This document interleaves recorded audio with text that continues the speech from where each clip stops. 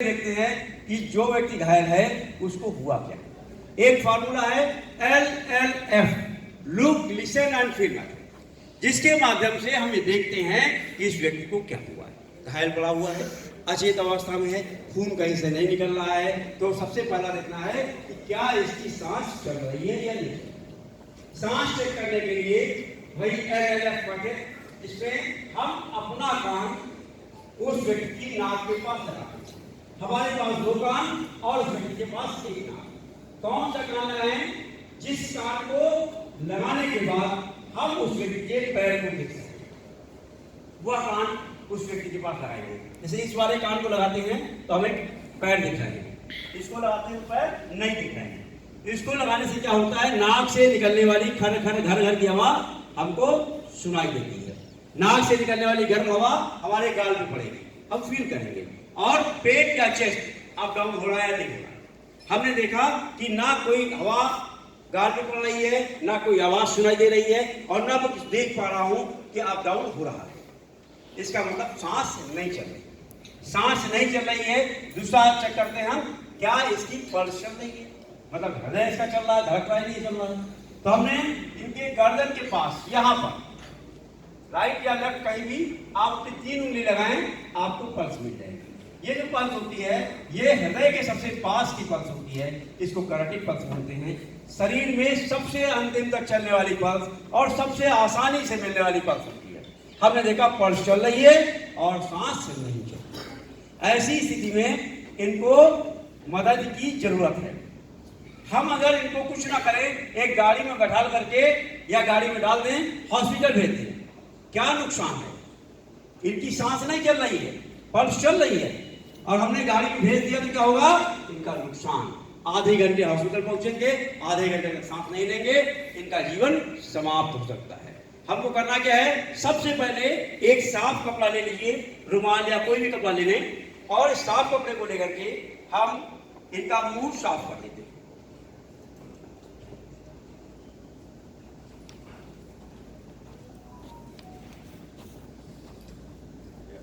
हमने इनका मुंह साफ किया, एक कपड़ा लिया, ऐसे बनाया और इनके मुंह को खोला।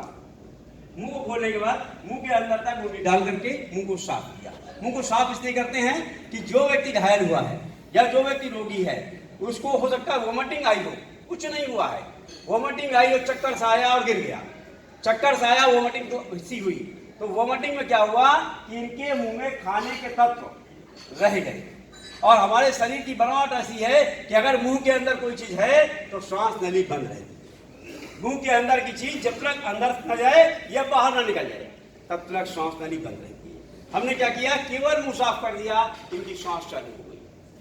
अगर यह काम करने के बाद भी श्वास नहीं चालू होती है तो हमने क्या किया? एक साफ कपड़ा इनके मुंह पे रखिए।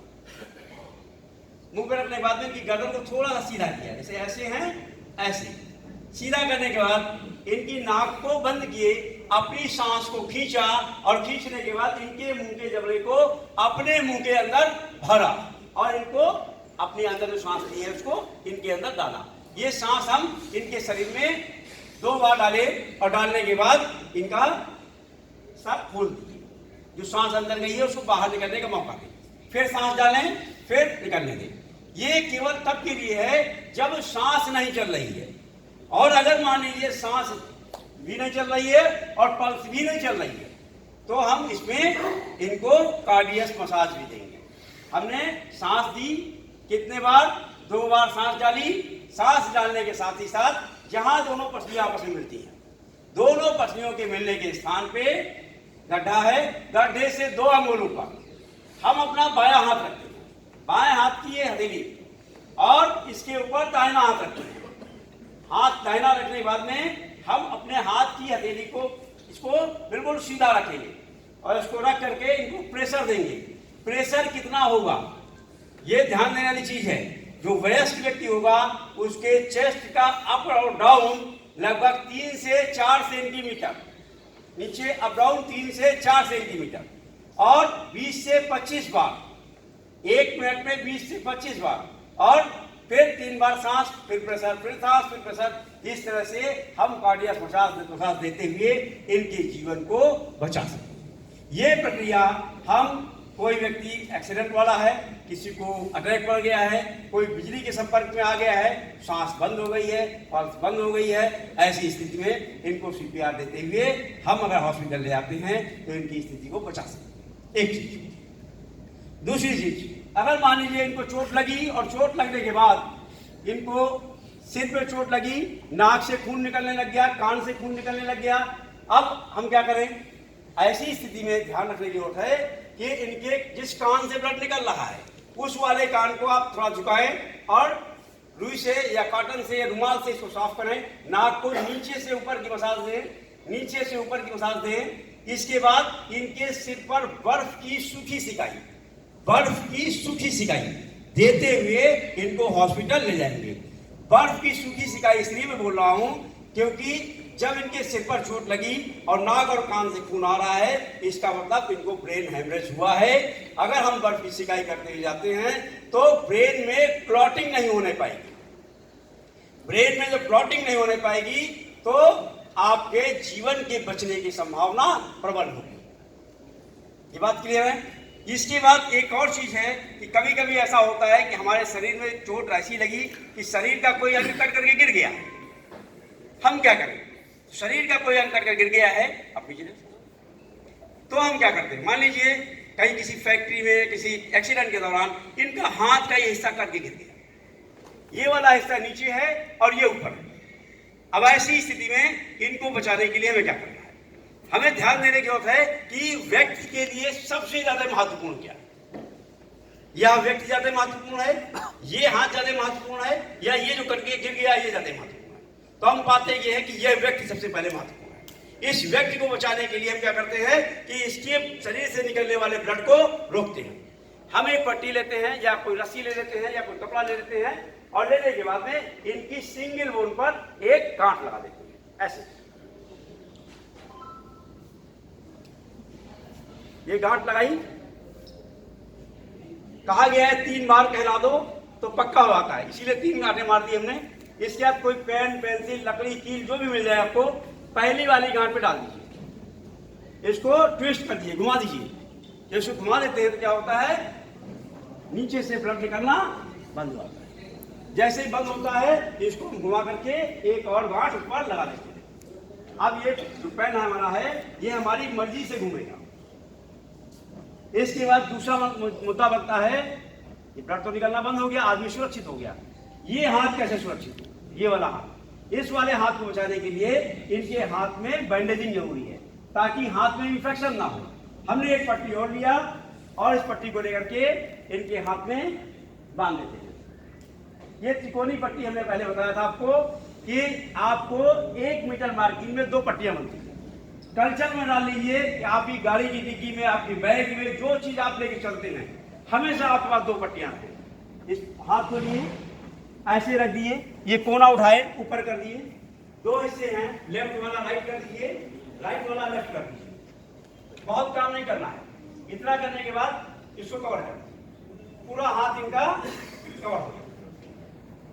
इसके बाद इस हाथ को ऊपर बांधना है, ऐसे ले गए और जिस तरफ चोट नहीं है उसके अपोजिट इनको आप हैंग कर दीजिए। ये हैंग करने के साथ आपने दूसरा काम ये करना है, जो हाथ कट करके जमीन पर पड़ा हुआ है उसको आप साफ पॉलीथीन में ले लीजिए और दूसरी एक पॉलीथीन में बर्फ के टुकड़े ले लीजिए। दूसरी पॉलीथीन में बर्फ के टुकड़े ले लीजिए। बर्फ के टुकड़े वाली पॉलीथीन में पहली वाली पॉलीथीन को रख दीजिए ऊपर और इनको हॉस्पिटल लेकर चल दीजिए। जब हॉस्पिटल जा रहे हैं तो हर 5-7 मिनट बाद, 5 से 7 मिनट के बीच में पहली वाली ऊपर की गांठ आप खोल दीजिए, ये खोल दिए और पेन को ढीला कर दीजिए।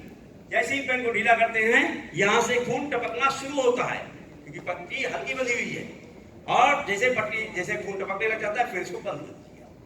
फिर 5-7 मिनट बाद फिर ढीला कर दीजिए, फिर टाइट, फिर ढीला, फिर टाइट। इस तरह से करते हुए आप हॉस्पिटल लेकर के जाएं। आप यकीन माने कि जो पॉलीथीन में हाथ रखा हुआ है उस हाथ के सेल्स लगभग 2.5 से 3 घंटे तक जीवित रहते हैं, और इस तरह से हम करते हुए जाते हैं तो इस हाथ के सेल्स भी मरने नहीं पाएंगे। दोनों की प्लास्टिक सर्जरी करके इन हाथ को जोड़ा जा सकता है। इसकी प्रत्यक्ष गवाह सिद्धरा साहब हैं। कानपुर नगर में हम लोग थे और एक फैक्ट्री में ट्रेनिंग देने गए थे। वहां पर इस तरह की घटना एक लेबर के साथ हुई थी, जिसको हम लोगों ने कवर करके भेजा था। और कानपुर के रिजेंसी हॉस्पिटल के डॉक्टर एस.के. गुलाटी साहब ने उसकी सर्जरी की थी, प्लास्टिक सर्जरी, और वह लेबर आज भी दोनों हाथ से काम कर रहा है। तो इस तरह से सही तरह से हम अगर उपचार अपने जीवन को बचा सकते हैं। अंतिम बात छोटी सी, कि यदि कोई व्यक्ति ऐसा है जो आपके घर में आसपास अड़ोस पड़ोस बहुत ज्यादा मात्रा में होता है कि डाई पी लिया, केमिकल पी लिया, तो ऐसी स्थिति में उसकी जिंदगी खतरे में आ गई। हम उसके जीवन को बचाने के लिए तत्काल क्या करें? लकड़ी का कोयला पीस करके उसको आप पिला दें, तो क्या होता है, वो कोयला के अंदर किसी भी चीज को शक करने की क्षमता ज्यादा होती है। तो जो डाई या केमिकल है वह उसमें सोख लेगा, एक चीज। दूसरा क्या है, अगर लकड़ी का कोयला नहीं तो पत्थर का कोयला नहीं देना है। फिर आपको रोटी या डबल रोटी जो मिल जाए जला दीजिए उसको, उसका जो कोयला मिल जाए उसको पिलाए, तो भी जीवन को बचाया जा सकता है। कम समय और प्रयास ज्यादा। एक छोटी सी कहानी से बात खत्म करते हैं। एक बार दो मेढक थे, ये प्रयास है। दो मेढक थे, दौड़ते हुए चले जा रहे थे, एक तालाब से निकले थे, एक चाय की दुकान के पास पहुंच गए और एक भगोना रखा था, उस भगोने में कूद करके जंप मार लिए। दोनों तालाब के गंदे पानी से निकले थे और दूध के भगोने में पहुंच गए। दौड़ने लगे, दौड़ते दौड़ते क्या है, एक थक गया, आलसी था, बैठ गया, बोला अब तो जिंदगी खत्म है, बाहर निकल नहीं पाएंगे, बार बार जंप मार रहा हूं, नहीं निकल पा रहा हूं, अब कुछ नहीं हो सकता है। दूसरा वाला कर्म पे विश्वास करने वाला था, शिवधर साहब की तरह। तो दूसरा वाला क्या है, लगातार दौड़ता रहा, दौड़ते क्या हुआ, उस दूध में मक्खन बन गया, मथ गया दूध। और जो मक्खन बना, मेढक पहला वाला तो खत्म हो गया, दूसरा वाला जंप मारा, मक्खन पे आया, दूसरी जंप मारा, बाहर हो गया। कहने का तात्पर्य है, जिंदगी की जंग अंतिम क्षण तक यदि आप लड़ते हैं तो सफलता जरूर मिलेगी। Thank you. जय हिंद, जय भारत। बहुत बहुत धन्यवाद लखन जी, आपने इतनी अमूल्य जानकारी हम सबको दी। निश्चित ही इन छोटी छोटी चीज़ों को अपने जीवन में लाकर उतार कर हम स्वयं की सुरक्षा कर सकते हैं।